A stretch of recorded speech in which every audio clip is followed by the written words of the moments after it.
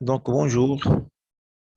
Donc, je vous invite à suivre donc, cette vidéo donc, durant laquelle donc, on va euh, voir ensemble la correction des exercices euh, que j'ai partagé avec vous la dernière fois.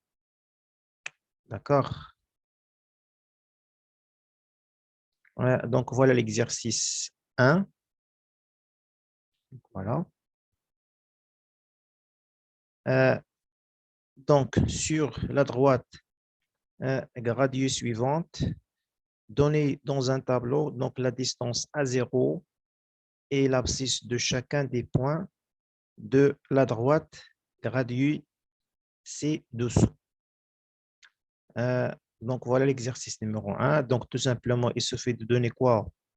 L'abscisse et la distance à 0 de chaque point. Bien sûr, ici, vous avez ce qu'on appelle une droite gradue. Donc, alors, qu'est-ce que ça veut dire une droite gradue? Tout simplement, c'est une droite alors sur laquelle on a fixé un point, ce qu'on appelle l'origine, bien sûr, un sens et une unité de gradation.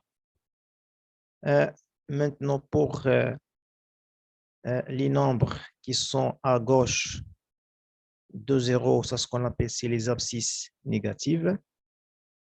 Et bien sûr, les nombres relatifs qui sont à droite de 0, c'est ce qu'on appelle les abscisses positives. Voilà, concernant les abscisses négatives, donc vous avez moins 1, moins 2, moins 3, ainsi de suite. Maintenant, les abscisses positives, vous avez 0, 1, 2, 3, 4, 5, et ainsi de suite.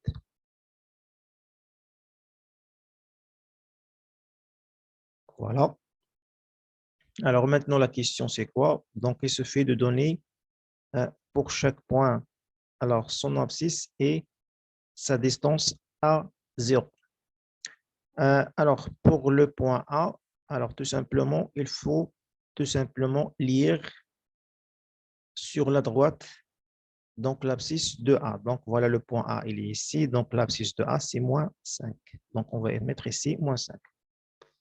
La distance à 0 de A, bien sûr, la distance à 0, bien sûr, c'est 5. Bien sûr, toujours la distance, elle est positive. Alors, le point B, donc, il a comme abscisse, donc, c'est 8. Et bien sûr, la distance à 0, c'est 8.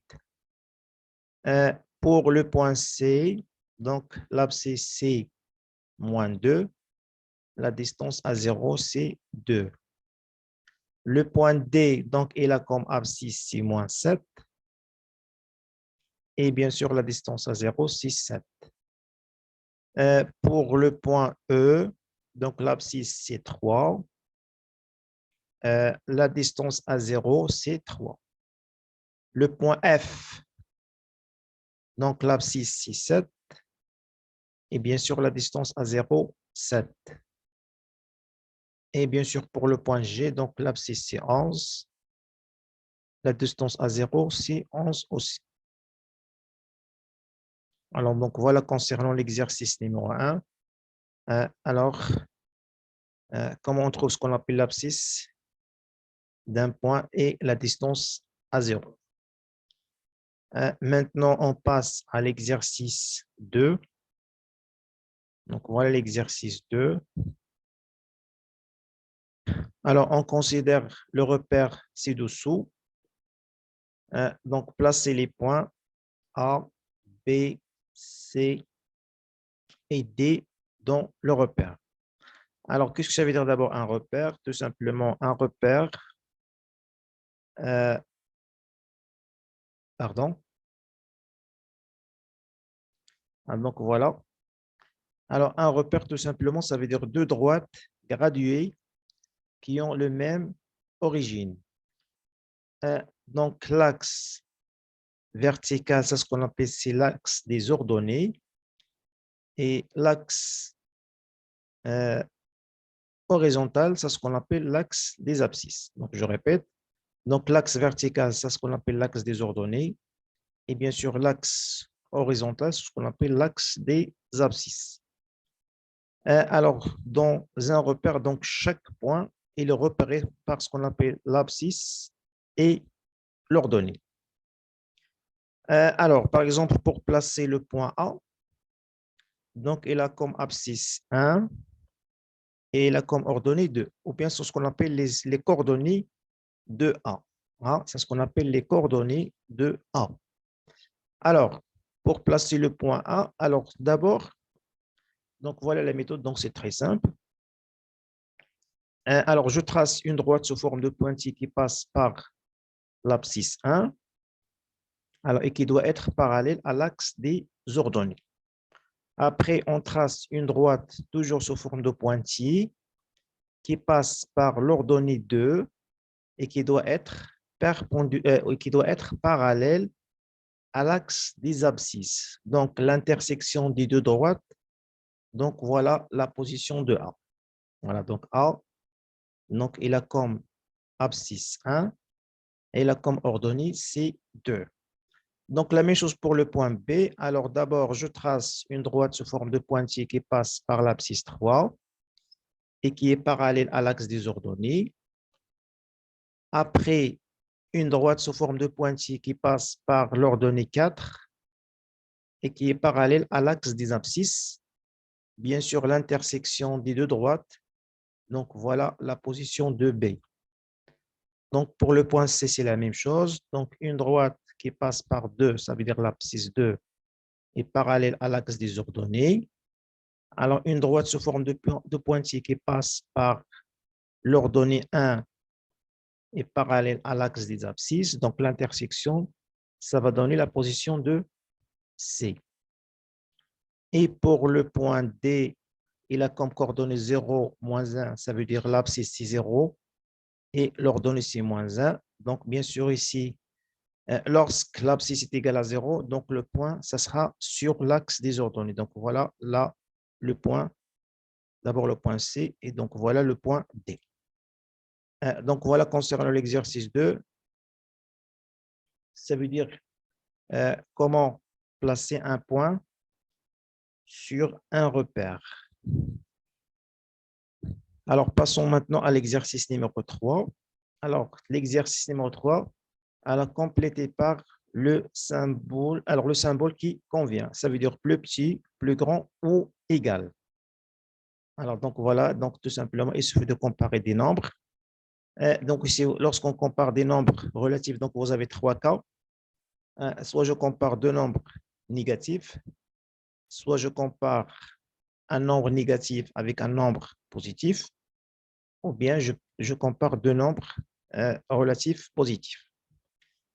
Donc, si vous avez deux nombres, alors l'un il est positif et l'autre il est négatif, bien sûr, toujours le nombre positif est supérieur au nombre négatif. Si vous avez deux nombres négatifs, hein, donc je répète, si vous avez deux nombres négatifs, donc le nombre le plus grand, c'est celui qui a la plus petite distance à 0. Hein, donc, si vous avez deux nombres négatifs, alors le nombre le plus grand, c'est celui qui a la plus petite distance à 0. Donc, voilà maintenant, vous avez ici moins 8 et 4. Ça veut dire que vous avez un nombre négatif et un nombre positif. Bien sûr, un nombre négatif, toujours lui, inférieur à un nombre positif. Si vous avez maintenant deux nombres négatifs, alors je répète, donc le nombre le plus grand, c'est celui qui a la plus petite distance à 0. Bien sûr, ici, vous avez moins 16,7 ou bien moins 16,70. On peut mettre ici un 0. Et bien sûr, ici, ça va donner c'est inférieur. Bien sûr, si vous avez deux nombres qui sont positifs, donc le plus grand, c'est celui qui a la plus grande distance à 0. Bien sûr, la même chose ici, pour ne pas se tromper, donc vous pouvez mettre ici un 0, ça va donner 5,70. Donc, il est plus grand que 5,43. Bien sûr, moins 6,7 est inférieur à 0. Alors, toujours un nombre négatif est inférieur à un nombre positif. Ici, vous avez 7,65, bien sûr, il est plus grand que 0. Toujours, le nombre négatif est inférieur à un nombre positif. Alors ici, vous avez deux nombres négatifs. Donc toujours le plus grand, c'est celui qui a la plus petite distance à 0. Et bien sûr, toujours pour ne pas se tromper, vous pouvez mettre ici un 0. Et bien sûr, ça va donner ici plus grand ou bien supérieur. Donc ici, moins 0,9, moins 0,4. Donc le nombre le plus grand, c'est moins 0,4, puisqu'il a la plus petite distance à 0. Donc voilà. Ici, vous avez deux nombres positifs, bien sûr, plus 3,3 et 3,3. Donc, bien sûr, ça, c'est égal. Donc, la même chose ici. Donc, pour ne pas se tromper, on peut mettre ici un 0. Ça devient 3,60 plus 3,60. Donc, c'est égal. La même chose ici. Pour ne pas s'en tromper, donc, on peut mettre ici un 0. Alors, ça va donner 0,140. Bien sûr, ça, c'est inférieur. Voilà, ici, vous avez deux nombres négatifs. Donc, moins 0,056. Bien sûr, il doit être supérieur à moins 0,065 puisque moins 0,60 ou bien moins 0,65, si c'est lui qui a la plus petite distance à 0. Donc, voilà concernant la correction des exercices. Donc, merci pour votre attention. Au revoir.